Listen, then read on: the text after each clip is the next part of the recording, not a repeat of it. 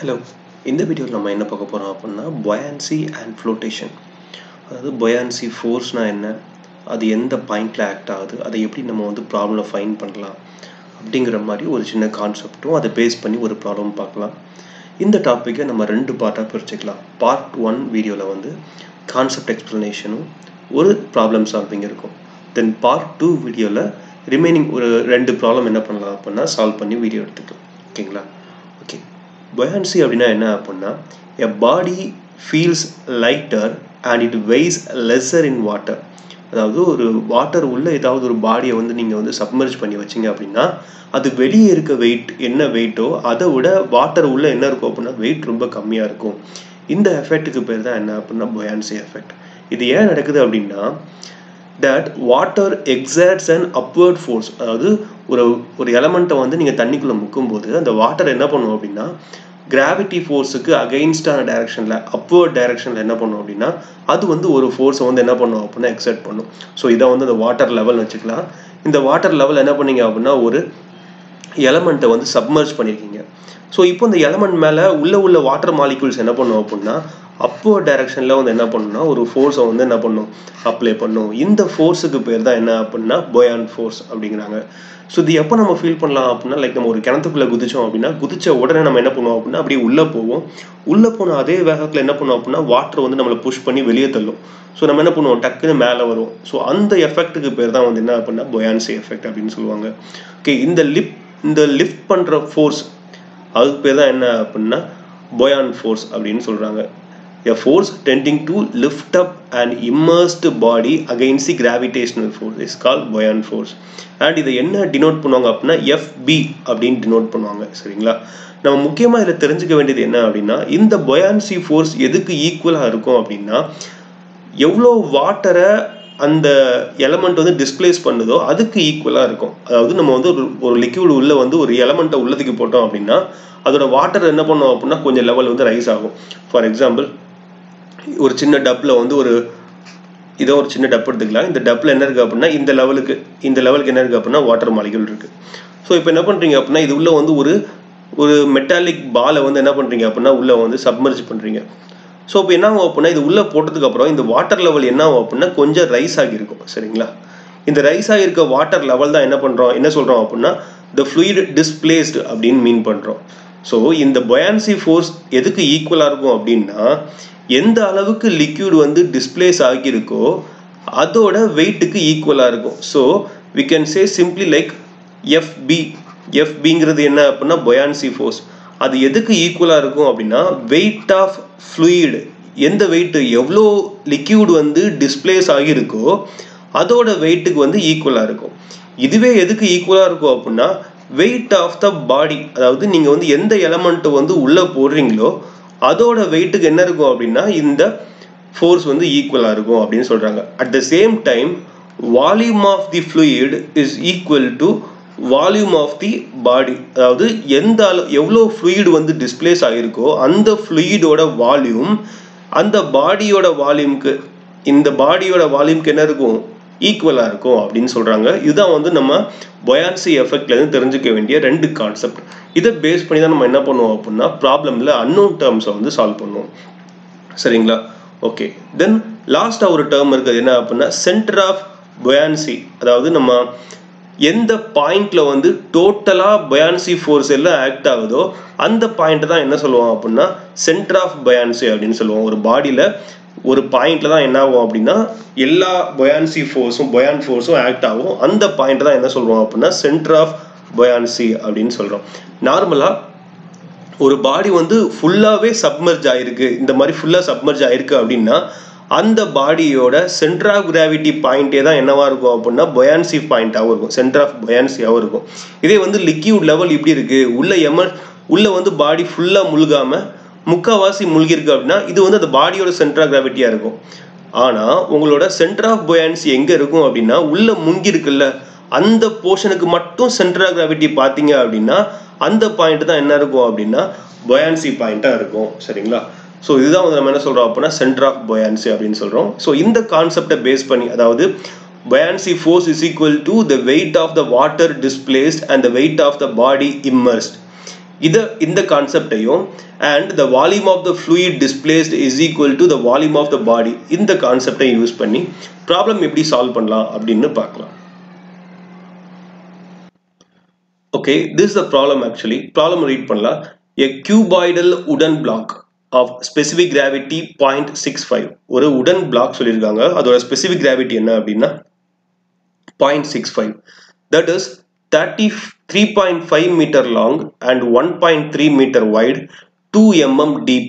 அதாவது என்னெல்லாம் மீன் பண்ணியிருக்காங்க அப்படின்னா அந்த பிளாக்கோட length 3.5 meter, L is equal to 3.5 meter and 1.3 meter wide. So B is equal to 1.3 meter and depth is equal to 2 meter. That D is equal to 2 meter. That floats horizontally in a sea water. So நமக்கு actually எந்த liquidல இந்த பாடியை வந்து submerge பண்ணிருக்கோம் அப்படின்னா sea waterல, சரிங்களா? அதோட specific gravity என்ன அப்படின்னா 1.025. 1.025ங்கிறது என்ன அப்படின்னா sea waterோட specific gravity. So நம்ம given dataல wooden blockோட specific gravity கொடுத்திருக்காங்க. So wooden blockோட specific gravity 0.65. At the same time sea waterோட specific gravity கொடுத்திருக்காங்க, that is 1.025. sea waterோட specific gravity. So நம்ம specific gravity of wood வந்து S wood அப்படின்னு எடுத்துக்கிறோம். Specific gravity of sea water வந்து SW sea water, அதனால SW அப்படிங்கிற மாதிரி என்ன பண்ணிருக்கோம் எடுத்துக்கிறோம். So இதான் வந்து given diagram. So என்ன பண்ணிருக்கோம் அப்படின்னா wooden block இதுதான் இருக்கு. இது வந்து Gங்கிறது என்ன அப்படின்னா center of gravity of wooden block. அந்த பிளாக்கோட center of gravity. இது வந்து எப்படி இருக்கு அப்படின்னா ஃபுல்லா முங்காம மிதந்துட்டு இருக்கும்போது ஒரு கம்ப்ளீட் போர்ஷன் வந்து தண்ணிக்குள்ள இல்லாம ஒரு கொஞ்சம் போர்ஷன் வந்து தண்ணிக்கு என்ன இருக்கு வெளியே இருக்கு. இந்த போர்ஷன் பாத்தீங்க அப்படின்னா என்ன இருக்கு தண்ணிக்கு வெளியே இருக்கு. அப்போ சென்டர் ஆஃப் கிராவிட்டி பாயிண்ட் வேற இடத்துல இருக்கும், சென்டர் ஆஃப் பொயான்சி வேற இடத்துல இருக்கும். சப்போஸ் ஃபுல் பாடியும் உள்ள வந்து சப்மர்ஜ் ஆயிருந்தது அப்படின்னா ரெண்டும் ஒரே பொசிஷன்ல இருக்கும். ஆனா ஃபுல்லா சப்மர்ஜ் ஆகாம ஃப்ளோட் ஆகிட்டு இருக்கிறதுனால பொயான்சி பாயிண்ட்டும் தென் சென்டர் ஆஃப் கிராவிட்டி பாயிண்ட்டும் வேற பொசிஷன்ல இருக்கும், சரிங்களா?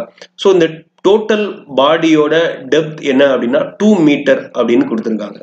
2 மீட்டர்ல கொஞ்சம் போர்ஷன் என்ன இருக்கு அப்படின்னா தண்ணிக்கு வெளியே இருக்கு, மீதி போர்ஷன் தண்ணிக்கு உள்ள இருக்கு.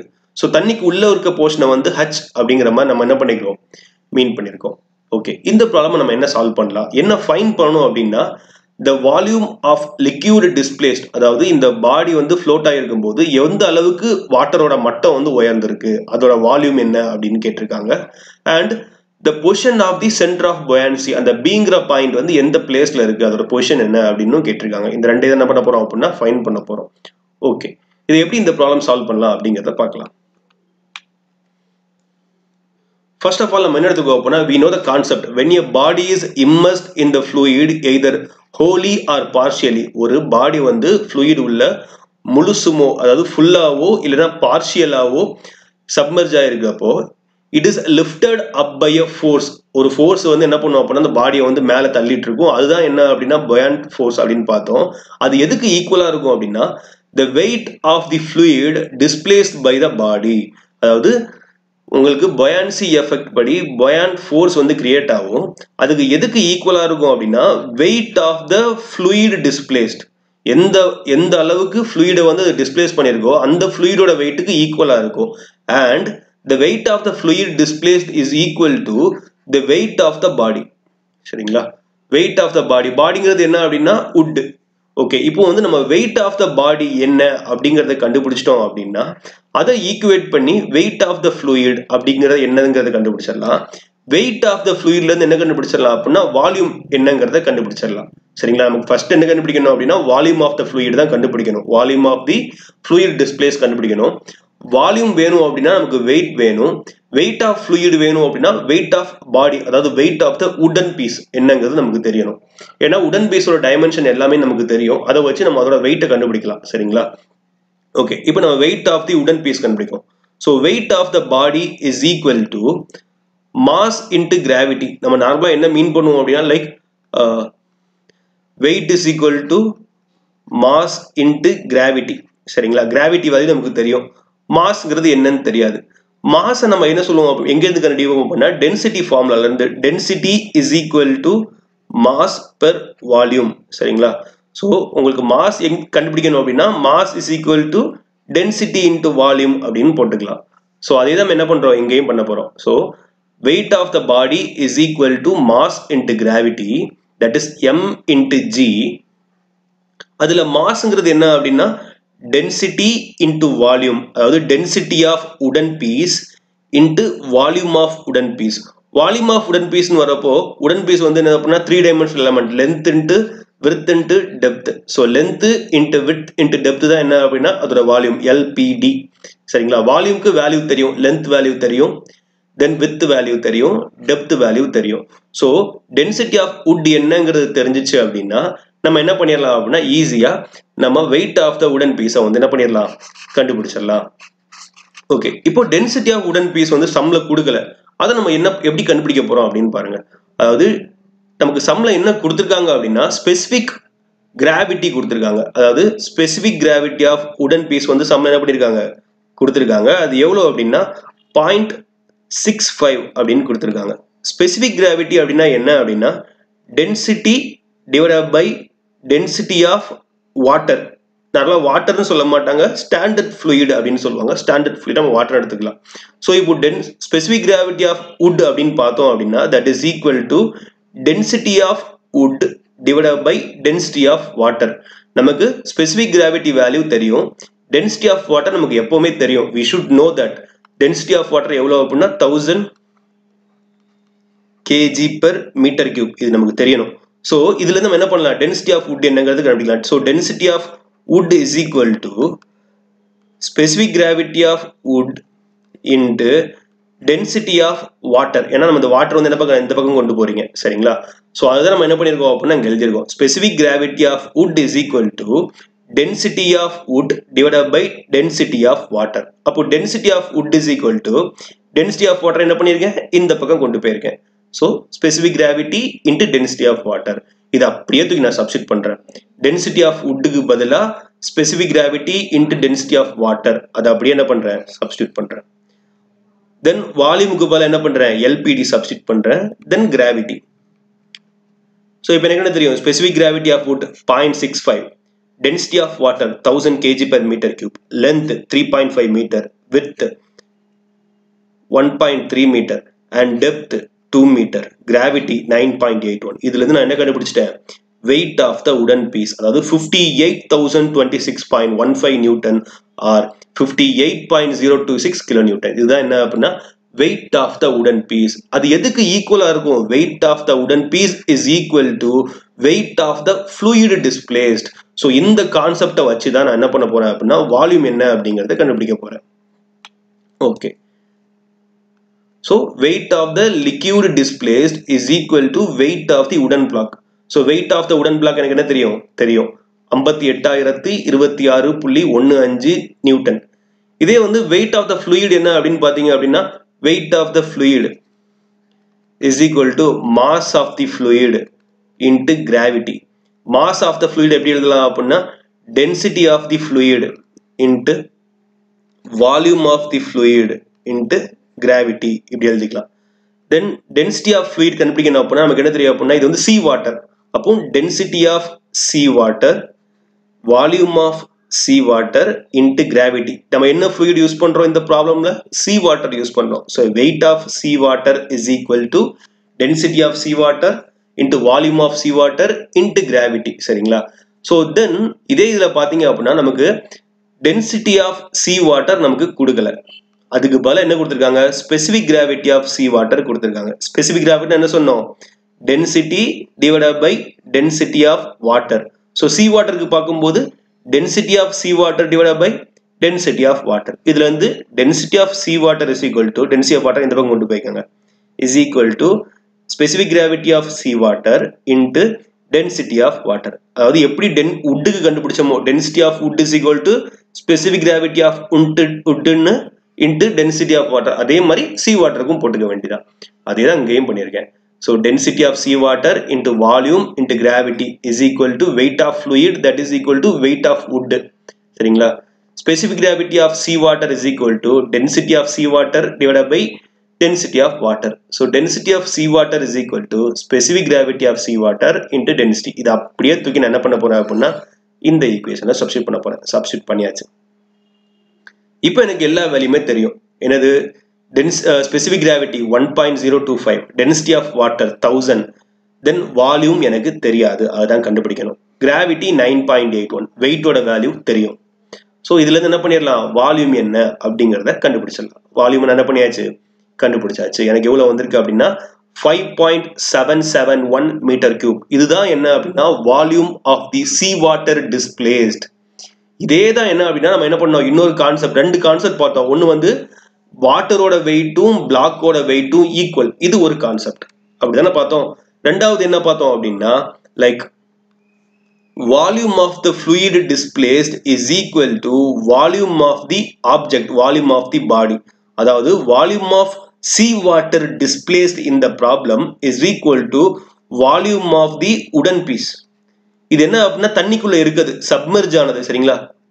தண்ணிக்குள்ள இருக்க உட்டன் பீஸ், ஏன்னா தண்ணிக்கு வெளியே கொஞ்சம் உடன் பீஸ் இருக்கு. இப்போ டோட்டல் வால்யூம் நமக்கு தெரியுமே, L இன்ட்டு பி இன்ட்டு டின்னு சொல்வீங்க. ஆனா தண்ணிக்குள்ள இருக்கிறதுக்கான வால்யூம் நமக்கு தெரியாது. ஸோ தண்ணிக்குள்ள இருக்கிறதுக்கான வால்யூம் பார்த்தீங்க அப்படின்னா லைக் அதே தான், இந்த இவ்வளோ சைஸ் தான் என்ன இருக்கு அப்படின்னா உங்களுக்கு வாட்டருக்குள்ள சப்மர்ஜ் ஆயிருக்கு. அதாவது L into B into H, D கிடையாது. டிங்கிறது டோட்டல் ஹைட் வேல்யூ. ஆனா நமக்கு எந்த ஹைட் வந்து தண்ணிக்குள்ள இருக்கு, ஹச்சுங்கிற ஹைட் தான் தண்ணிக்குள்ள இருக்கு. So L into B into H தான் என்ன அப்படின்னா உடன் பீஸோட வால்யூம். அதை நம்ம என்ன பண்ண போறோம் அப்படின்னா ஃபைன் பண்ண போறோம். லைக் சேம் அதே மாதிரி again volume of the submerged body is equal to volume of the fluid displaced. So L into B into என்ன போடணும், H போடணும், D போடக்கூடாது. ஏன்னா H ஓட ஹைட் தான் என்னது தண்ணிக்குள்ள இருக்குது. அது நமக்கு இந்த வால்யூமோட சி வாட்டர் என்ன பண்ணிக்கோங்க, ஈக்குவேட் பண்ணிக்கோங்க. ஸோ இதுல இருந்து H வேல்யூ கண்டுபிடிக்கலாம். இதுதான் என்ன அப்படின்னா எவ்வளோ தூரம் எவ்வளோ ஹைட் வந்து தண்ணிக்குள்ள முங்கி இருக்கு அப்படிங்கிறது அதுக்கான வேல்யூ. எவ்வளவு வருது அப்படின்னா எனக்கு 1.26 மீட்டர். இதுதான் வந்து எனக்கு என்ன கிடைக்குது, ஹைட்டா கிடைக்குது. ஸோ ஹைட் வேல்யூ இவ்வளோ ஹைட் வந்து என்ன இருக்கு, தண்ணிக்குள்ள இருக்கு. பட் நான் இதை ஏன் கண்டுபிடிக்கிறேன் அப்படின்னா நான் என்ன கண்டுபிடிக்கணும்னா இந்த பிங்கிற பாயிண்ட் இருக்குல்ல, இந்த பிங்கிற பாயிண்ட் வந்து வாட்டர் லெவல்ல இருந்து எவ்வளவு தூரத்துல இருக்கு அப்படிங்கிறத கண்டுபிடிக்கணும். அது எவ்வளவு தூரத்துல இருக்கும் அப்படின்னா தண்ணிக்குள்ள எவ்வளவு முங்கி இருக்கோ, எவ்வளவு ஹைட் முங்கி இருக்கோ அதுல பாதி, அதுலதான் என்ன இருக்கும், பிங்கிற பாயிண்ட் இருக்கும். இப்போ ஃபுல்லா தண்ணிக்குள்ள முங்கிடுச்சு அப்படின்னா டோட்டல் ஹைட் பை 2. இதே இந்த அளவுக்கு தான் முன்னருக்கு தண்ணிக்குள்ள முங்கி இருக்கு. ஸோ அதுல பாதி என்ன அப்படின்னு பார்த்தேன் அப்படின்னா, ஏன்னா இது வந்து ரெக்டாங்கிள் ஷேப் தானே, அதனால உங்களுக்கு centre of gravity centre point கண்டுக்கிறது ஈஸி. ஸோ அதை தான் நான் இப்போ பண்ண போறேன். நேரம் என்ன பண்ணியிருக்கேன், எனக்கு ஹச்சோட வேல்யூ கிடைச்சிருச்சு. ஹச்சோட வேல்யூ 1.268 மீட்டர். அதுல பாதி போட்டேன் அப்படின்னா அதுதான் என்ன அப்படின்னா பி இருக்கிற position of B divide by 2 போட்ட அப்படின்னா 0.634 மீட்டர். வாட்டர் லெவல்ல இருந்து 0.634 மீட்டர்ல தான் பிங்கிற பாயிண்ட் இருக்கு. So this is how we can calculate by using the buoyancy effect and buoyancy force. Thank you.